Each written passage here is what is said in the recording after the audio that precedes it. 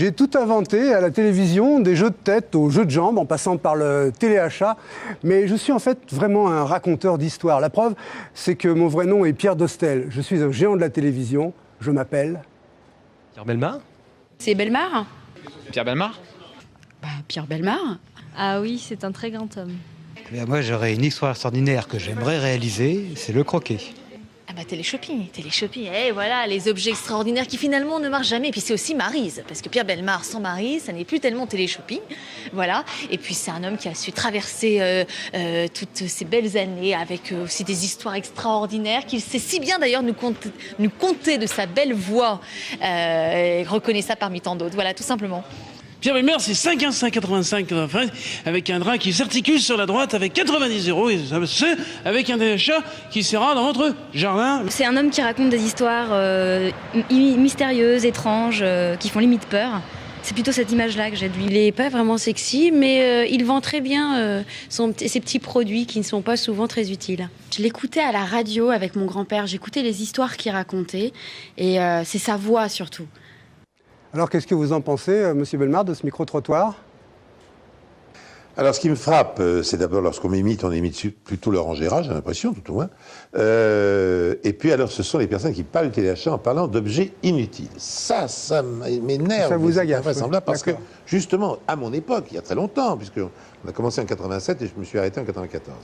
À mon époque, on ne vendait que des objets au contraire utiles. C'était même le système de sélection. Est-ce que cet objet est utile? Donc c'était exactement le contraire. Et donc ça prouve que ces gens n'ont pas regardé vraiment mon téléachat. Voilà ce que j'ai à dire. Alors merci en tout cas d'accueillir notre équipe, Monsieur Bellemare. Nous sommes en duplex avec vous aujourd'hui et en direct, mais c'est un duplex un peu particulier. On expliquera aux téléspectateurs en fin d'émission en quoi ce duplex est un peu particulier et surtout un peu novateur. Est-ce qu'on est très content de vous recevoir dans les géants de la télévision? Et avant de démarrer véritablement notre entretien, je vais laisser la parole à Christian Widerlet de l'Académie audiovisuelle qui va brosser de vous un petit portrait. Il est juste derrière moi, mais pas une caricature parce que le caricaturiste est de l'autre côté et on verra à la fin de l'émission le résultat de son travail. Alors, Christian Widerlet, petit portrait, c'est à vous. Attention, on ne devient pas Pierre Bellemare, un véritable média à soi tout seul, comme ça. Faut commencer très tôt d'abord, vers 18 ans. Faut se lever de bonne heure, faut être un bosseur, se frotter à la technique, ne pas hésiter à se lancer, à animer, à proposer des idées d'émissions, à devenir producteur et créateur de jeux s'il le faut. Alors je sais pas, moi, on peut créer des émissions cultes de la télé, comme par exemple La tête et les jambes, La caméra invisible, Pièce à conviction et bien d'autres émissions encore. On peut également lancer une véritable légende sur les ondes d'Europe 1, comme celle de l'Abbé Pierre. Et puis, plus tard, à force de travail et d'imagination, eh bien, on peut même devenir patron d'Europe 1, puis patron tout court, ou même importateur, producteur et présentateur du premier concept de téléachat en France.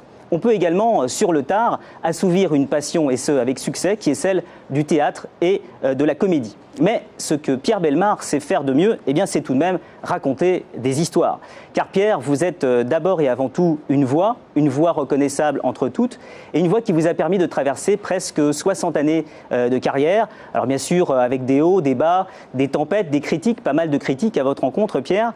Des fous rires avec vos amis de toujours, Pierre Tchernia, Jean-Paul et Jacques Rouland, Jacques Legras, sur pratiquement toutes les ondes et toutes les chaînes du PAF.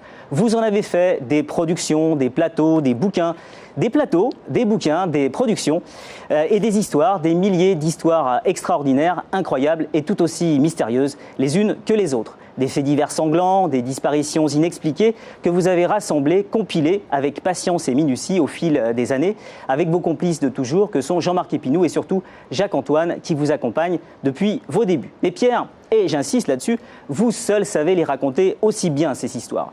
Avec cette lenteur qui vous caractérise, ces répétitions bien placées, ces silences calculés, vous qui êtes gourmand, je dirais que c'est beau comme une pub pour les pâtes. Ça tombe bien justement pour quelqu'un qui sait comme vous nous mettre l'eau à la bouche. Et puis vous êtes le seul, Pierre, à pouvoir occuper sur les ondes depuis des années maintenant le créneau fatidique de la sieste entre 13h30 et 14h30. Et rien que pour ça, on doit vous remercier, vous en avez réveillé plus d'un. Enfin, vous nous hypnotisez, Pierre.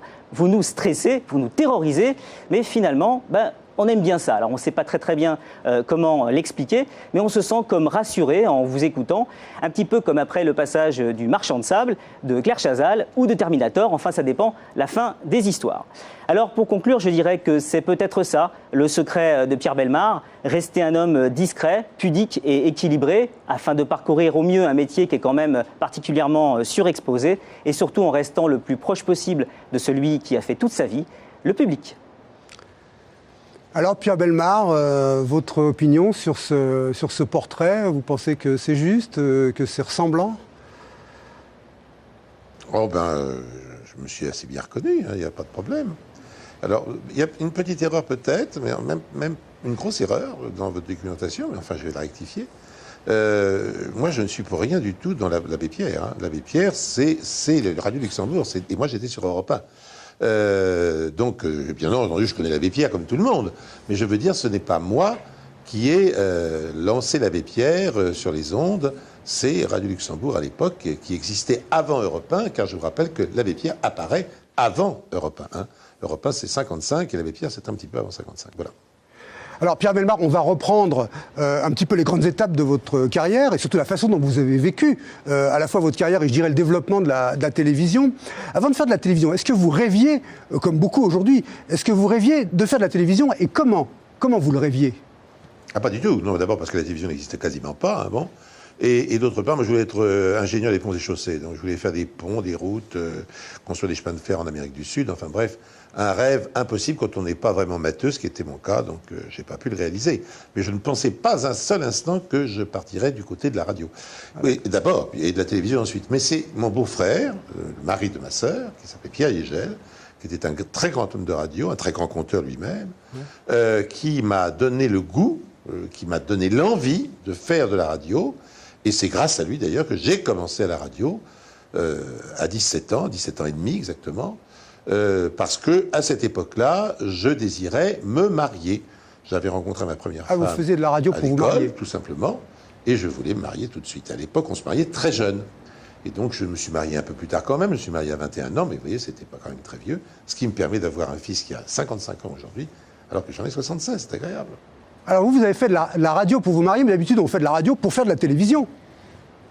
Non, j'ai fait de la radio pour avoir un métier, parce qu'à l'époque, et ça j'avais de la chance, beaucoup de chance par rapport à aujourd'hui, c'est que c'était le plein emploi. Il suffisait de vouloir travailler et on travaillait, c'était tout. C'est aussi simple que ça. Donc j'ai commencé comme grouillot, parce que c'était la seule manière de bien apprendre ce métier, c'est de commencer tout au bas de l'échelle. Donc j'ai commencé comme 25e assistant, hein, le vrai grouillot. Bon. Et puis je suis tout doucement monté, mais en passant par la technique, parce que je pensais, et je crois que je n'avais pas tort, que si on veut bien maîtriser notre métier, que ce soit en radio ou en télévision, il faut connaître la technique. Si on ne sait pas ce qui est en face de vous, si on ne sait pas comment marche cette caméra qui me regarde actuellement, eh bien, il vaut mieux faire un autre métier. Donc voilà, alors j'ai commencé par faire de la technique, j'en ai fait pendant 7 ans, et c'est seulement au bout de 7 ans que je suis passé de l'autre côté, c'est-à-dire que je suis passé du côté de la présentation, et que je suis devenu tout simplement animateur de radio puis de télé. Alors, quand vous faisiez de la radio, vous avez commencé à penser, à rêver à la télévision. La télévision en était à ses tout débuts, je crois. Oui, je rêvais pas non plus. C'est-à-dire que un jour, un monsieur a eu une idée de jeu. Il s'appelait Télématch, ce jeu. Et ce monsieur, c'était André Gillois. C'était un très grand producteur de l'époque, un grand homme de radio et un grand homme de télévision. Donc, il lançait ce jeu. Il avait besoin de collaborateurs. Et nous avons participé à la première émission de jeu d'André Gillois, Télématch. Ça a été une catastrophe, ça n'a pas marché du tout. Et ce producteur tout à fait extraordinaire, qui d'ailleurs est mort il y a très peu de temps, il avait dépassé largement les 100 ans, eh bien André, le lendemain de cet échec, nous a appelés, nous a dit je me suis rendu compte que je n'étais pas fait pour faire ce genre d'émission, mais vous, je suis sûr que vous allez savoir la faire, je vous donne mon émission.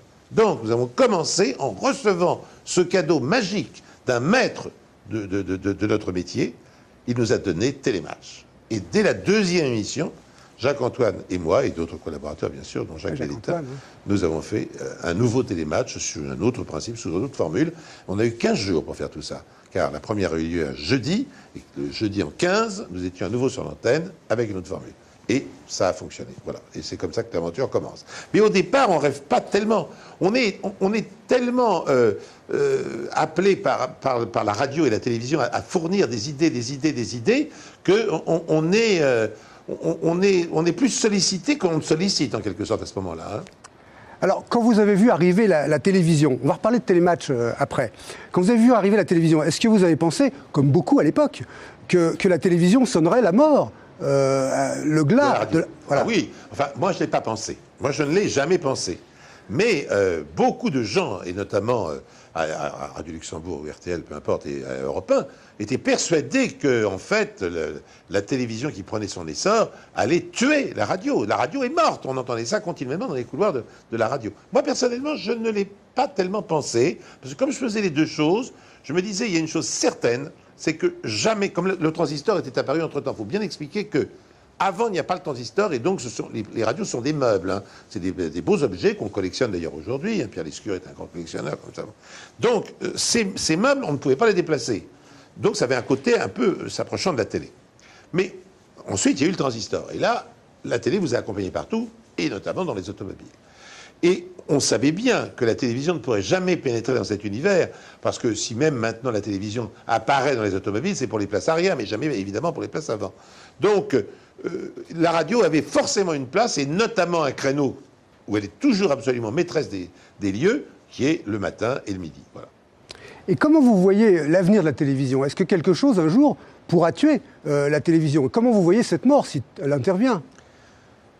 Je ne pense pas que quelque chose tuera la télévision, parce que je pense qu'on aura toujours besoin d'avoir des informations de dernière main. Donc déjà, rien que pour ça, la télévision est d'une utilité considérable. Donc elle nous fait voir instantanément, quasiment, des événements qui se déroulent dans notre pays et ailleurs. Donc ça, je pense que rien que pour ça, pour le sport, rien de plus merveilleux que de pouvoir participer à un grand événement sportif. Moi, je me souviens de ce moment de la Coupe du Monde en 98, c'est ça.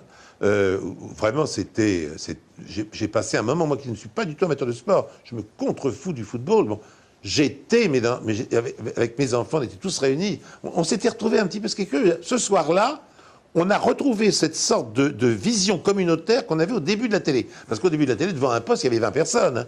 Hein. Maintenant, il y a une personne ou une famille, mais c'est rarement plus. Et à cette époque-là, on s'est rassemblés pour, en quelque sorte, recréer chez soi l'ambiance qu'il y avait, bien sûr, sur le Stade de France.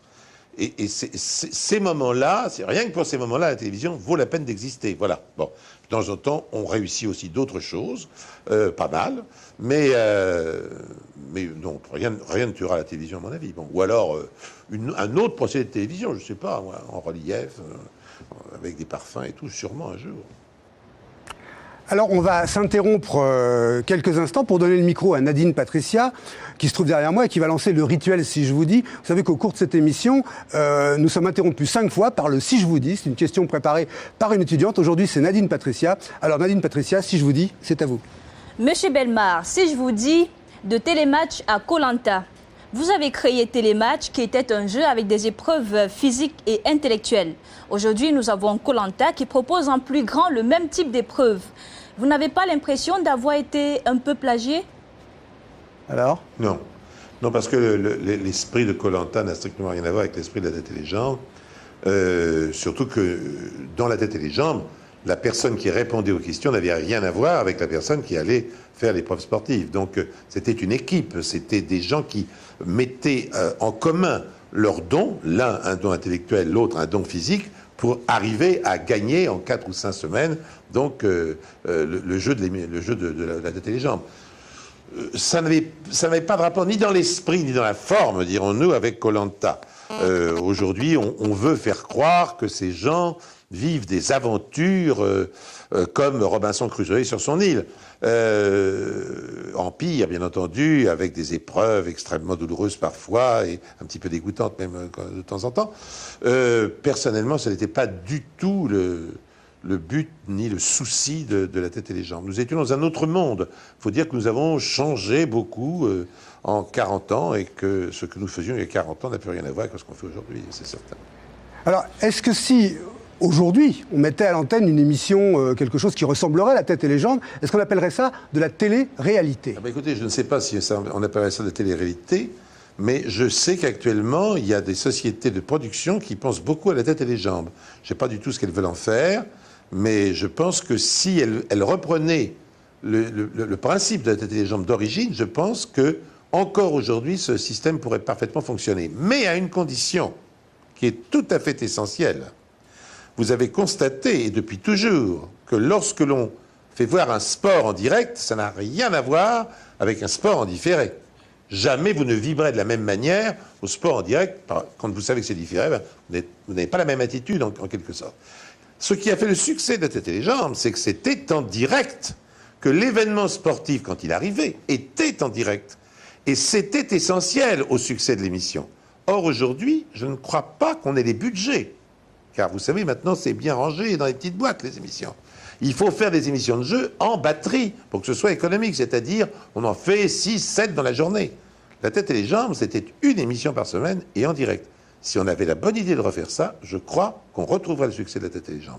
Autrement, je doute qu'on fasse un succès. Alors, parlons du direct, justement, puisque nous sommes ici dans une chaîne qui, elle, est tout en direct. Est-ce que vous pensez que la télévision, comme on le dit souvent, avant que Direct 8 n'existe, on le disait en tout cas, maintenant que Direct 8 existe, ça le démontre, est-ce que pour vous, la télévision, c'est le direct ? Oui, je pense que le direct est essentiel à la télévision pour sa vie, pour son intérêt. Le direct, on doit passer par là. Les plus grands moments de la télévision, généralement, ont eu lieu en direct. Moi, personnellement, l'un des plus grands moments que j'ai vécu à la télévision, et en direct bien sûr, c'est dans une émission qui s'appelait Au nom de l'amour, où un père retrouvait son fils qu'il avait perdu de vue depuis qu'il avait 1 an. Donc il l'a retrouvé, il avait 35 ans. Donc, vous voyez, il le cherchait depuis longtemps. Et quand le fils est arrivé sur le plateau face à son père, on ne pouvait pas douter que c'était lui, parce qu'ils avaient, d'abord ils se ressemblaient énormément, d'autre part, l'un comme l'autre portait le collier de barbe, parce qu'il ne s'invente pas. Et enfin, cet enfant, qui avait été créé pendant la guerre en Allemagne, où les parents faisaient un travail obligatoire, eh bien, s'était installé à Berlin et était photographe en Allemagne. Ça, ce sont des coïncidences, enfin des faits de la vie. Et le moment où ces deux personnes... Excusez-moi, j'ai un chat. Oui, on sait que vous aimez bien les chats. Le moment où ces deux personnes se rencontrent pour la première fois devant une caméra, si ça n'avait pas été en direct, ça n'aurait aucun intérêt. D'ailleurs, ce qui est amusant, c'est que 25 ans ou 30 ans après, car ça fait déjà 30 ans que cette image est passée à la télévision, récemment, De Chavannes a fait une émission sur les moments les plus émouvants de la télévision, et je crois que cette séquence est arrivée en seconde position de toutes les séquences émouvantes de la télévision. C'est dire qu'elle frappait. Elle n'aurait pas frappé de la même manière si ça avait été enregistré. Alors, autre invention, la caméra invisible. Alors, c'était avec vos complices, Jacques Rouland, Jean-Paul Rouland, Harold Kay, Jean-Marc Epinou. Invention totale. Mais ça a été depuis énormément imité. Mais est-ce que vous avez précédé un concept américain qui s'appelait Candid Camera, ou est-ce que vous vous êtes plutôt inspiré de ce concept ? Non. Alors, on l'a suivi. Mais on ne s'en est pas inspiré. Je veux dire par là qu'avec Jacques Rouland, nous avions d'abord fait des micros invisibles, c'est-à-dire des émissions avec micro cachés pour la radio. Car ça marche très bien aussi en radio. Nous avions fait une émission pour Europe 1 qui s'appelait Garder le sourire, et c'est là qu'il y a eu la fameuse rencontre entre Jacques Rouland et Jacques Legras. En fait, nous n'avions pas pensé du tout à Jacques Legras, et c'est le directeur artistique d'Europe 1 qui avait accepté notre principe d'émission, qui disait, pour faire le genre de gag que vous cherchez, je vous conseille de rentrer en contact avec un comédien des Branquignoles, un comédien de Robert Derry, qui s'appelle Jacques Legras, et qui est absolument formidable. Et c'est donc grâce au directeur artistique d'Europe 1 que nous avons connu Jacques Legras, et que Jacques Rouland a connu tous les succès qu'on connaît. Donc, on est parti de la radio. Et quand Robert Derry a raconté ce qu'il avait vu dans Candid Camera aux États-Unis, après le retour de sa tournée triomphale, Plume de ma tante, on a dit, c'est formidable de faire ça à la télévision, mais si on le fait, ne regardons surtout pas Candid Camera, car on ne veut pas, faut pas être tenté, inventer ou réinventer des gags qu'ils auront inventés pour les États-Unis. Et on n'est pas sûr du tout, d'ailleurs, que ça marche pour les Européens et pour la France. Donc on a pris le principe, bien sûr, mais ça, n'importe qui pouvait prendre le principe de la caméra cachée, et on a commencé à faire nos caméras invisibles grâce à un génie du genre qui était Jacques Rouland. Parce que Jacques construisait un scénar dans lequel il y avait évidemment des complices, qui étaient les comédiens complices, et puis un inconnu, c'était la personne qu'on allait piéger. Et on refaisait, on retournait jusqu'à temps que la réaction du piégé corresponde à ce que souhaitait Jacques Rouland. Et il était tenace pour ça. Et il est arrivé à des petits chefs-d'œuvre du genre qui, encore aujourd'hui, sont un modèle du genre par rapport à ce qu'on fait maintenant. Alors c'est vrai qu'il y a eu de nombreuses déclinaisons, comme les piégeurs, surprise. Enfin, on a beaucoup repris le concept. Oui, mais nous n'avons jamais été, si vous voulez, la différence, et qui est très importante. Vous voyez, dans notre monde qui évolue très rapidement, tout le monde se plaint actuellement, que ce soit dans les entreprises, que ce soit dans la vie, que ce soit dans la vie quotidienne, se plaint du non-respect. Les gens ne se respectent plus. Que ce soit le chef d'entreprise par rapport à ses employés, que ce soit la personne qui s'arrête n'importe où dans la rue, qui vous bouge le passage, qui s'en fout complètement, toutes ces petites marques de non-respect de la vie en société. Bon. Eh bien, la caméra invisible ne s'abstrait pas de ce système. Donc aujourd'hui, quand on regarde les caméras invisibles, elles sont beaucoup moins respectueuses et beaucoup plus méchantes que nous n'étions nous. On faisait toujours en sorte que la personne, s'il y avait quelqu'un de désagréable, soit notre comédien. Jamais la personne que l'on piégeait. Évidemment, bien sûr. Alors qu'aujourd'hui, on fait passer parfois la personne qu'on piège vraiment pour, pardonnez-moi, je vais dire un mot fort, mais pour un imbécile. Parfois, pas toujours, mais parfois. Et ça ne me plaît pas beaucoup personnellement, parce qu'on est toujours dans le principe du non-respect. Alors, on va s'interrompre de nouveau pour laisser la place à Nadine Patricia pour le deuxième « Si je vous dis » de cette émission. Alors, Nadine Patricia, si je vous dis... Monsieur Bellemare, si je vous dis, vous êtes formidable. Est-ce que vous ne vous sentez pas un peu responsable du développement outrancier du charity business? Non, je ne crois pas. Justement, je suis totalement opposé à ce charity business. Ça me plaît pas. Le principe de Vous êtes formidable, c'était une émission qui était non pas improvisée, parce qu'on préparait notre émission, bien entendu, mais qui se déroulait également totalement en direct, et qui recrutait tous ces éléments en volontariat sur l'antenne. Exemple. Une des terribles catastrophes, une des dernières grandes terribles catastrophes minières en Europe après la guerre, ça a été la catastrophe en Belgique, la catastrophe de Marcinelle. Bon. Des malheureux mineurs qui se sont fait piéger au fond de la mine par 900 mètres de fond. Bien. Pour venir au secours de ces gens, qu'est-ce qu'on a fait? Sur l'antenne, on a recruté d'abord des volontaires qui étaient prêts à partir en voiture de la périphérie de la France, c'est-à-dire les impartés du sud de la France, des Pyrénées, du Bordelais, de la Bretagne, etc., enfin des périphéries de la France. Bon. On recrutait des volontaires qui allaient partir avec leur voiture pour rejoindre Marcinelle. Donc, évidemment, volontariat veut dire totalement bénévolement. Bien sûr, ouais. Ensuite, chaque voiture avait un itinéraire très précis et on sollicitait les gens pour aller remplir cette voiture d'argent au fur et à mesure de sa progression vers Marcinelle. En 48 heures ou 3 jours, les voitures sont parties donc de leur endroit, des Pyrénées, je répète, de la Côte d'Azur, etc., enfin, du pourtour de la France, et ont convergé vers Marcinelle en s'arrêtant chaque fois, et parfois en dehors d'ailleurs des endroits prévus, parce que ça avait un tel succès qu'il fallait s'arrêter pour prendre l'argent des gens qui étaient là, qui couraient au bord de la route pour vous le donner. Nous n'avons pas eu un seul problème de triche, je le précise tout de suite. Et lorsque on est arrivé à Marcinelle, cet argent qu'on avait collecté, on l'a remis directement aux familles qui en avaient besoin. Il n'y avait donc pas eu un intermédiaire, pas un sou dépensé pour faire de la pub, pour ceci ou pour cela. Moi, quand je reçois, par exemple, par la poste, je prends cet exemple, des petits timbres tout imprimés, vous savez, à mon nom, à mon adresse, on voit ça, marketing, des planches entières. Je me dis, attendez, pour me recruter, pour me faire donner 20 balles pour telle ou telle œuvre, on a dépensé à l'avance tout ce pognon pour me faire des petits timbres pour moi. Argent, donc, qui n'ira pas, évidemment, aux enfants ou à la cause que l'on défend, automatiquement. On trouve normal, aujourd'hui, que 20 à 25% de la recette soit prise en frais d'organisation, de participation et de personnel, bien sûr. Parce que le charity business, c'est ça. Nous avons toujours fait le contraire. On a fait en sorte que pas un sou ne soit dépensé en dehors de ce que l'on voulait faire et ce qu'on voulait donner aux gens. Alors, un jour, c'est vrai, je me souviens... comment s'appelle-t-il, le grand publicitaire de la campagne de Mitterrand, zut. Séguéla. Jacques Séguéla, voilà, merci. Jacques Séguéla me dit, voilà, je suis convoqué par un médecin, il a une sorte d'organisation contre le cancer, il veut me demander des idées, moi je ne suis pas trop dans ce truc-là, est-ce que tu voudrais venir avec moi?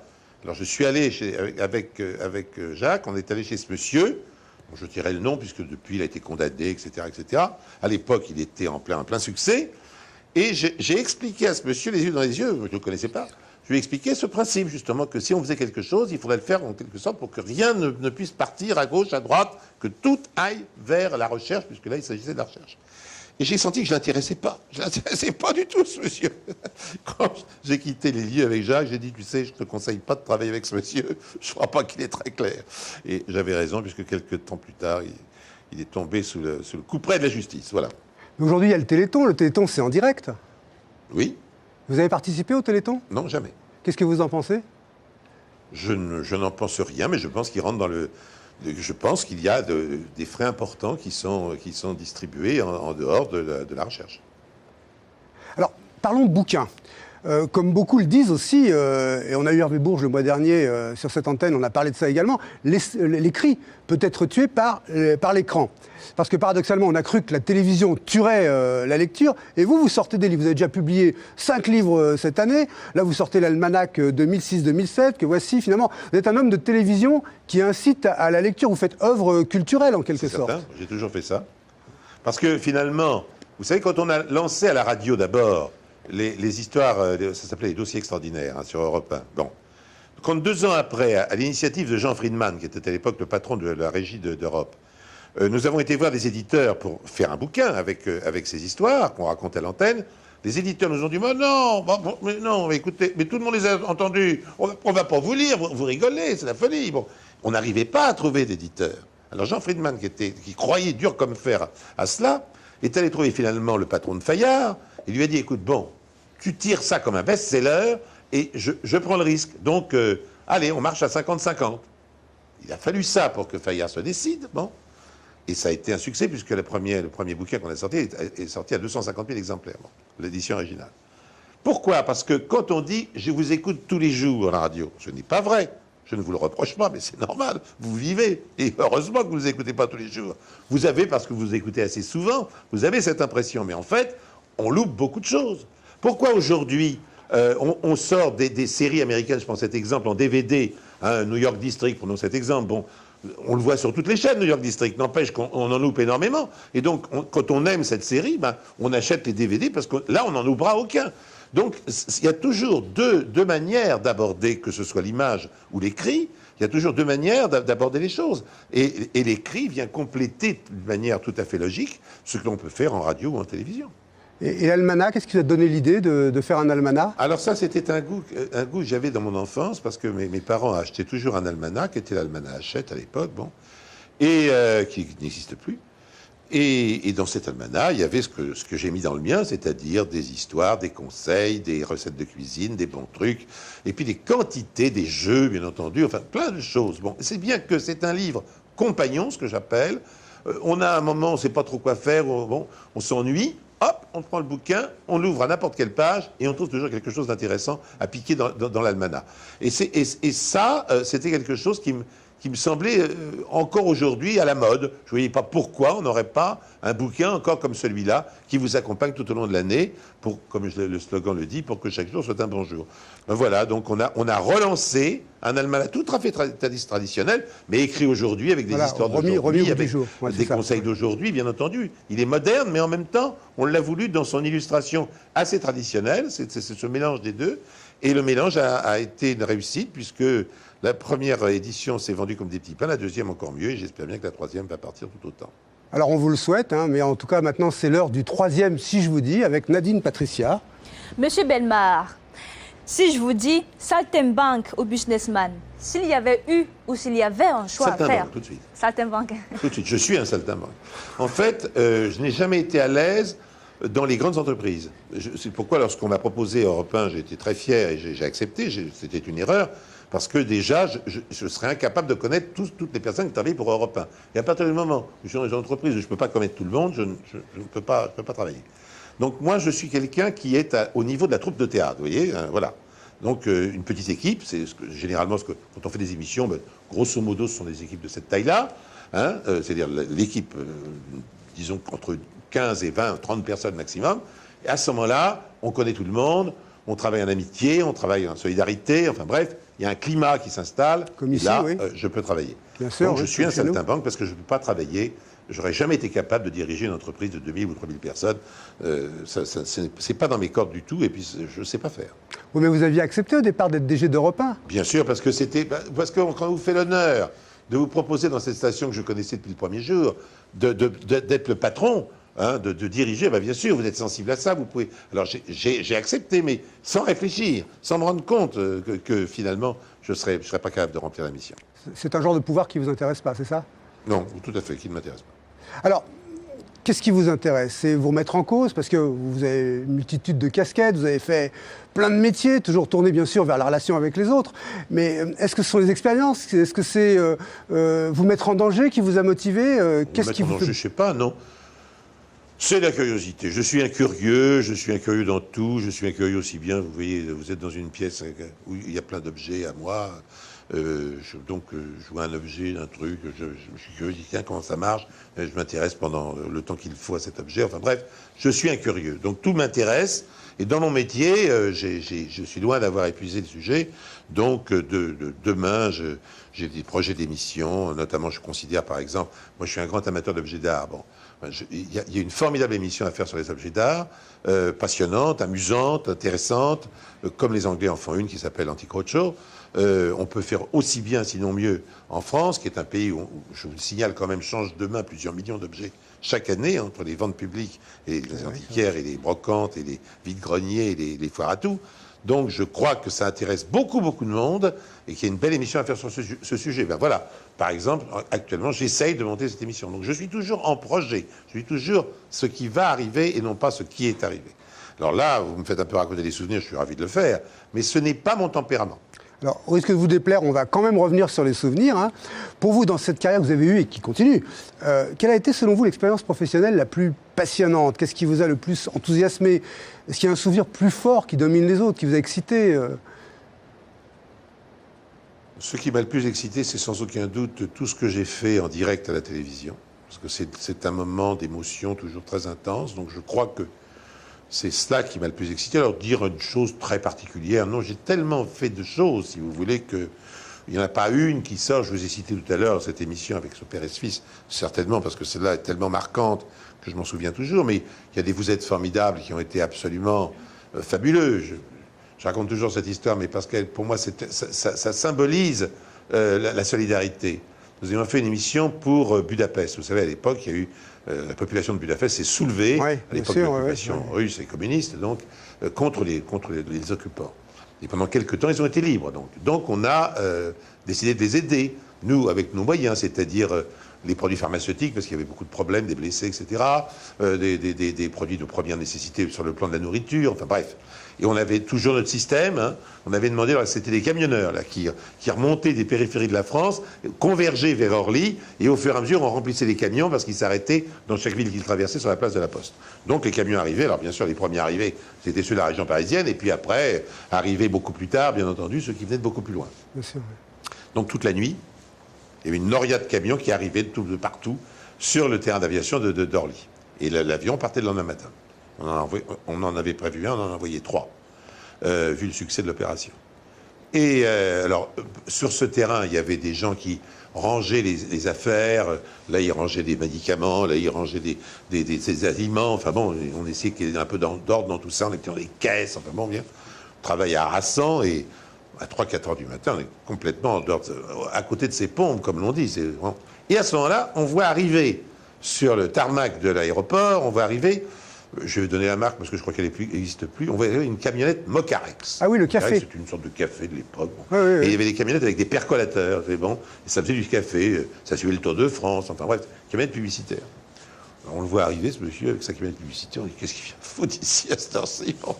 Alors il descend de son camion, il fait, alors ça marche? Oui. Ah bah dites non, c'est bien. Je dis, oui, mais qu'est-ce que vous voulez faire, monsieur? Eh bien écoutez, je me suis dit, voilà, ils bossent à Orly. Vers les 4 heures du matin, ils auront un coup de pompe. Ah, je viens vous faire le café. Ah, voilà.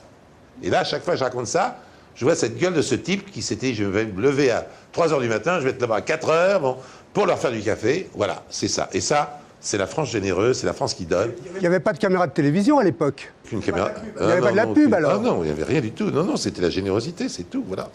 Alors c'est l'heure de l'avant-dernier, si je vous dis, Nadine. Monsieur Bellemare, si je vous dis qu'à l'Académie audiovisuelle, on se sert du téléachat pour apprendre à structurer un propos pour intéresser le public. Aujourd'hui, en effet, tout propos de communication est calqué sur le modèle du propos commercial. Vous n'avez pas un peu honte? Non, pas du tout, non. Moi, je trouve que le métier de vendeur est un métier très intéressant. Je l'ai fait pendant 7 ans, et avec passion. Et je pense qu'on a également dans ce domaine, toujours la même chose, on a beaucoup, comment dirais-je, on a beaucoup calomnié, je dirais, quelque part, les commerçants. J'ai eu la chance d'avoir pour amie une dame, qui malheureusement n'est plus là, qui était tout simplement fromagère sur les marchés. Voilà. Donc avec son mari, ils vendaient des fromages sur les marchés de la banlieue parisienne. Une histoire de Bellemare.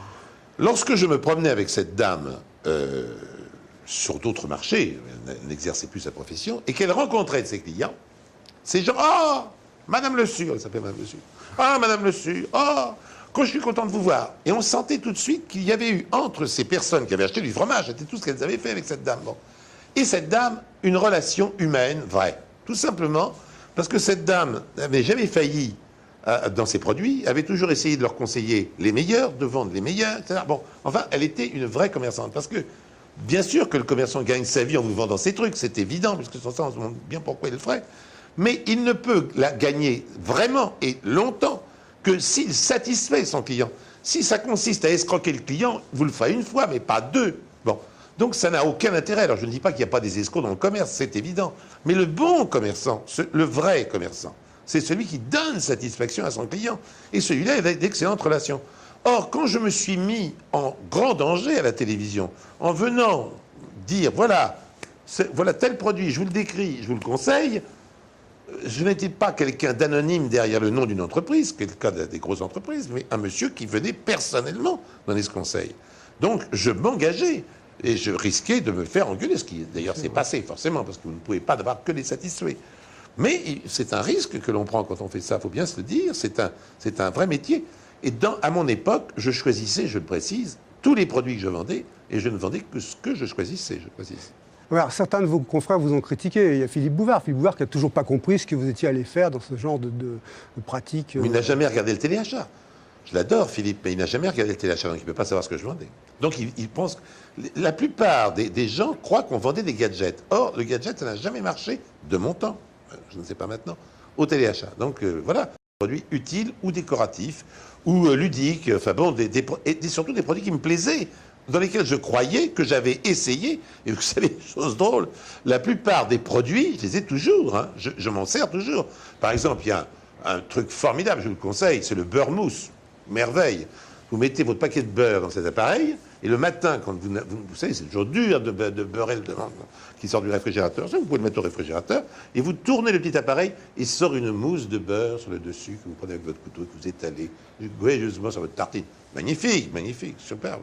En plus de ça, le téléachat, ça vous oblige à faire une bonne émission, parce que là, il n'y a pas la sanction de l'audimat. Il y a une sanction encore plus forte, c'est le chiffre d'affaires. Ah, bah évidemment.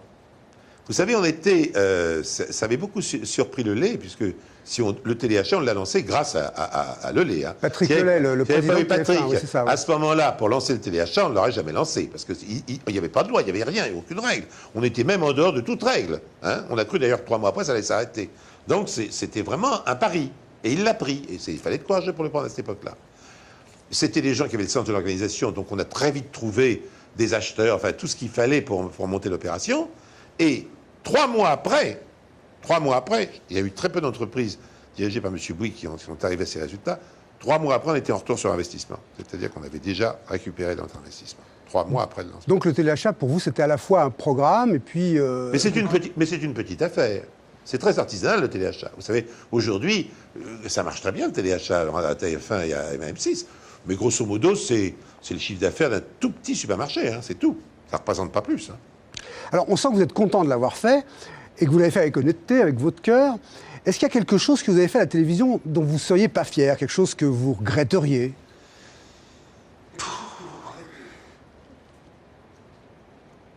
Je cherche. Quelque chose dont vous diriez finalement, qu'est-ce que j'ai été faire dans cette galère? Où est-ce que je me suis fourvoyé? Un truc...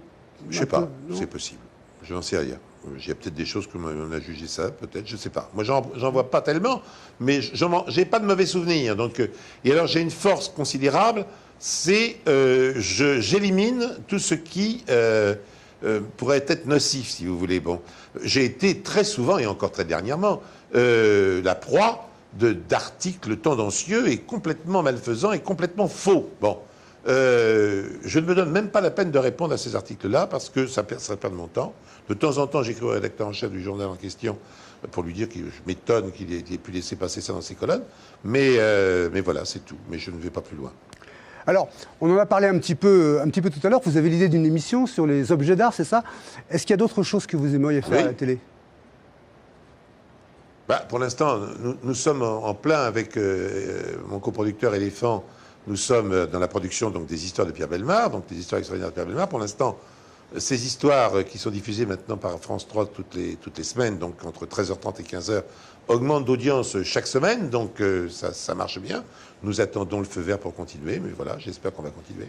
Mais est-ce qu'il y a quelque chose d'autre que vous rêveriez de faire à la télévision? Je vous l'ai dit, donc de faire une émission sur les objets d'art, ça, je suis passionné par ça, donc c'est ce que je rêverais de faire.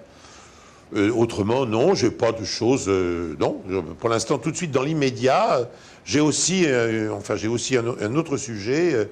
Ça s'appelle Trésor et Passion. C'est un très très bon projet, mais je ne vais pas en parler en détail parce que finalement l'idée n'est pas de moi et qu'on est venu me solliciter pour la soutenir, ce que je fais avec plaisir. Et c'est une formidable idée avec des histoires encore tout à fait extraordinaires. Alors, c'est l'heure du dernier, si je vous dis. C'est le dernier rendez-vous avec Nadine. Nadine? Monsieur Bellemare, si je vous dis, tout ce qui compte à la télévision, c'est de raconter une bonne histoire. C'est ce que disait Jean Gabin. Hein. Un bon film, c'est une bonne histoire. Bon, et toujours une bonne histoire. Bon, bon. Donc c'est vrai que quelle que soit la forme de l'histoire que l'on raconte, lorsqu'un journaliste est bon à la télévision, c'est parce qu'il sait raconter les événements. Et finalement, raconter les événements, c'est raconter une histoire. Hein? Quand on fait une bonne fiction à la télévision, c'est parce qu'on raconte une bonne histoire. S'il n'y a pas de bonnes histoires, les fictions ne sont pas bonnes. Hein, et ainsi de suite. Donc c'est vrai que tout revient à raconter une histoire, sous différentes formes, avec différents moyens. Mais c'est vrai que ce qui marche, c'est quand on a finalement une bonne histoire à raconter. Alors, vous portez justement un regard sur la télévision. Aujourd'hui, vous avez inventé beaucoup de choses et traversé beaucoup d'autres. Est-ce que vous considérez que la télévision sait toujours bien raconter de bonnes histoires ? Si vous voulez, si on a la chance, si on a les moyens surtout, bon, parce que là c'est un petit peu sélectif, mais si on a la chance ou les moyens d'avoir donc les satellites ou un satellite, ou le câble, peu importe, et donc d'avoir un choix entre 100 stations ou un, il est certain qu'aujourd'hui la télévision peut vous apporter toujours ce qu'elle a su apporter hier, parce que c'est vous qui allez choisir ce que vous allez regarder. Évidemment, si vous n'avez que les télévisions généralistes, aujourd'hui, c'est un petit peu différent. Bon, c'est certain qu'elles ont parfois poussé un peu trop le bouchon dans une certaine direction, mais parce qu'elles sont obligées de faire du chiffre d'affaires, parce qu'elles sont obligées d'être rentables. Donc, par exemple, quelle direction ? Elles ont été dans le plus populaire possible. Et à un moment donné... Quand on veut être très, très populaire, on arrive au vulgaire, forcément, on ne peut pas l'éviter. Hein. Donc, moi, vous voyez, pour prendre un exemple, je vais prendre un parallèle, mais il est important.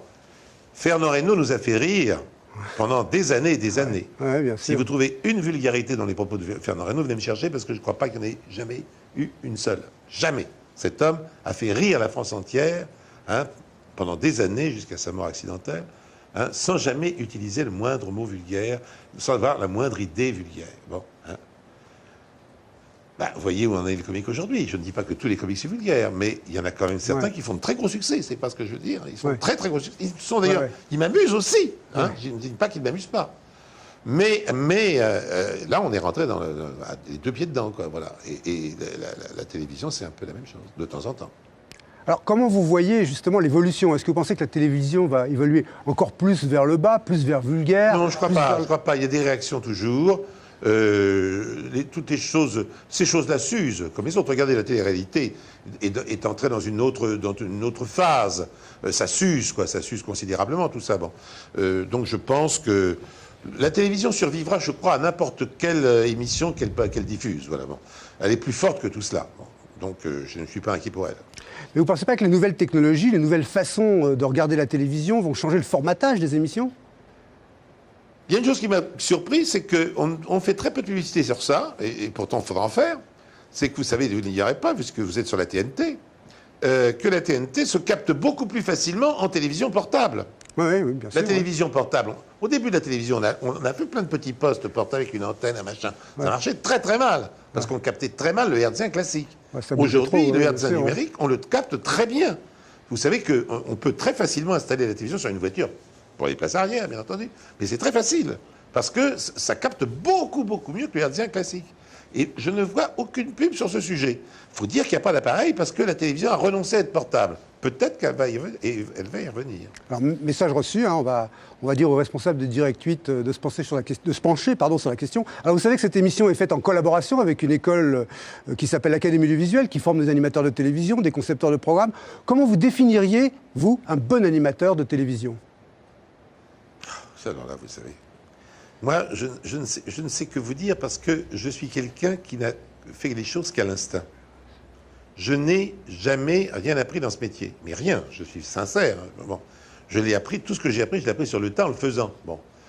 Donc, mais j'avais la chance d'être au début des choses. C'est vrai que c'était plus facile d'apprendre à mon époque où la télévision démarrait, où la radio ne démarrait pas, mais enfin, elle renaissait. Parce que la télévision s'apprenait elle-même. Voilà, la télévision s'apprenait elle-même. Voilà. Donc, donner des conseils aujourd'hui, moi je pense que, bien sûr qu'il y a des trucs, certainement, moi je suis incapable de les dire, mais je pense quand même que le meilleur moyen d'être bon à la télé et d'être vraiment quelqu'un qu'on cherchera à retrouver, c'est d'être soi. C'est quand même l'essentiel. Si vous commencez un tant soit peu à être artificiel, et j'en vois de temps en temps quand même, hein, des gens artificiels à la télévision, ils feront une petite carrière. Je ne dis pas qu'ils ne feront aucune carrière, mais ils n'en font pas une grande. Les gens qui font une grande carrière, c'est quand même qu'ils sont eux. Voilà. Alors on les aime pas, c'est autre chose. Mais ils sont eux. Et c'est parce qu'on les soit que l'on peut intéresser les gens. Pierre Bellemare, est-ce que vous avez un regret aujourd'hui ? Est-ce que vous avez, en vous retournant, l'impression qu'il y a quelque chose que vous n'auriez pas accompli, que vous avez envie d'accomplir une chose à côté de laquelle vous seriez passé ?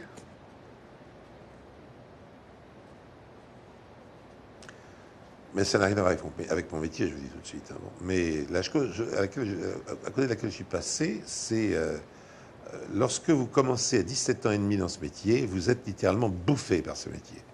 Et j'ai été bouffé par ce métier. Si bien que je me suis mal occupé de mes enfants, que je ne me suis pas occupé du tout de mon papa, et que, une fois que ces enfants sont grands, et qu'ils sont toujours mes enfants, mais évidemment, c'est plus la même chose. Et surtout, lorsque mon père a disparu, après, on se dit, bon Dieu, ce métier a été tellement prenant, a été tellement envoûtant, a été tellement saisissant, qu'il m'a fait finalement oublier des moments simples et des sentiments simples que j'aurais dû avoir. Et que oui, bien sûr. Donc ça, c'est ce que je regrette le plus dans ma vie. Oui, mais vos enfants, ils vous ont suivi dans votre métier. C'est vrai, non, mais c'est pas des martyrs, c'est pas ça que je veux dire. Mais je ne m'en suis pas occupé comme j'aurais dû m'en occuper, c'est absolument certain. Eh bien, cette émission touche à sa fin. On va enfin admirer le travail du caricaturiste, Homer. Voilà. Et voilà. Voici donc le... Il y a tellement de choses à dire. Il y a tellement de choses à dire. De très simple. Alors, on va quand même aller montrer à Pierre Bellemare le résultat de votre travail. Hein. Je vous apporte donc le travail de Homer, hein, qui est venu nous rejoindre et qui a fait cette caricature avec l'aimable complicité de Claude Régnier Productions. Vous trouvez ça ressemblant ? Ah, la caricature, oui, elle me ressemble bien. Et puis j'aime bien être représenté en chat. Voilà. Parce que je vis avec 3 chats. Ouais. Un noir, Bagheera, un matou qui s'appelle Mickey, qui est un adorable matou, c'est-à-dire on peut le prendre dans tous les sens, lui caresser toutes les parties du corps. Vous savez que les chats n'aiment pas qu'on leur caresse le corps, généralement ni le ventre. Ouais. Lui, il aime bien qu'on caresse. Tout est bon, tout est bon. Voilà. Et puis une très vieille chatte qui a 20 ans et qui s'appelle Ify. Voilà. Alors donc nous avons 3 chats en totale liberté et donc j'adore être représenté en voilà, chat. Alors on vous l'offre, hein, merci mille fois. On vous la remet. Et vous devez vous demander comment ça se fait que je me retrouve là, à côté de M. Bellemare? Je me le demande aussi, très sincèrement, parce que j'ai une sorte d'ectoplasme qui est là, je ne sais pas ce que c'est. Richard, est-ce que... explique, vas-y, explique. Non, c'est moi qui explique, d'accord. Ben voilà, en fait, nous sommes aujourd'hui le 9 novembre, au matin, en fin de matinée plus exactement. Oui. Donc, ça commence comme une histoire extraordinaire à la Bellemare. Oui, tout à fait, oui. Quelque part à Neuilly, on ne donnera pas l'adresse. Vous êtes gentil, merci. Et comme M. Bellemare ne pouvait en aucun cas venir sur le plateau ce soir, nous avons enregistré à l'avance toutes les réponses aux questions et nous avons fait quelque chose qu'on n'a pas fait vraiment à la télévision jusqu'à aujourd'hui. Nous avons enregistré, non pas enregistré, nous avons redonné en direct un faux duplex, c'est-à-dire que chacun d'entre eux ici, Christian qui a dressé votre portrait, Nadine Patricia qui a posé les questions, a reproduit exactement ce qui vient de se passer là maintenant chez vous à l'enregistrement, et ils viennent de le reproduire aussi en direct à la télévision. Alors voilà, c'est un subterfuge. Tu nous as bien eu, hein, d'avoir M. Bellemare en direct. C'est un faux duplex en direct. Je crois que c'est la première fois qu'on fait ça. C'est sur Direct. Vous voyez, c'est une chaîne qui innove. En tout cas, merci beaucoup de vous être prêté à ce jeu. Avec plaisir. Merci d'avoir accueilli. Comment vous les avez trouvés, nos petits étudiants? Très bien, très bien. Très bien. Alors, très jolie aussi. Très jolie aussi. Enfin, la dame. D'accord. Monsieur, je m'en tape, mais la dame est très jolie. Bon, ben voilà. Pour vos prochains projets, vous avez peut-être, elle nous vient du Cameroun et elle est très très douée. On va se livrer à un autre petit rituel de cette émission. Oui. C'est vous faire signer le livre d'or. Alors, je vous redonne mon dessin. Voilà, le livre d'or de l'Académie audiovisuelle. Alors, vous écrivez quelque chose. Et vous écrivez quelque chose. Et puis, Richard, pendant qu'on assiste à cette signature du livre d'or, c'est moi qui termine, c'est ça en même temps des petits chants de... Vous avez acheté ça, hein? Ah oui, récemment, là, oui. Et je vais te redonner l'antenne. Merci quand même. Pour que tu puisses conclure cette émission pendant que M. Bellemare signe le livre d'or de l'Académie audiovisuelle. Voilà. Alors merci Richard. En tout cas, merci à Bellemare de signer le livre d'or. On peut voir le résultat ici devant moi. Alors sachez que Pierre Bellemare a accepté d'être le parrain professionnel de Nadine Patricia qui a posé les questions. Donc on est content pour elle. Il va pouvoir lui filer un petit coup de main, lui donner quelques tuyaux. Moi, je dois remercier cette équipe technique qui m'a soutenu depuis le départ, qui a accepté de se lancer dans ce pari un peu bizarroïde de faire une émission, un faux duplex. Et puis, je vais rendre l'antenne bientôt, puisqu'on va avoir les informations. Alors, les vraies, celles-là, en vrai direct, avec des vraies news. Je vais rendre l'antenne, je vous dis à bientôt. Au revoir.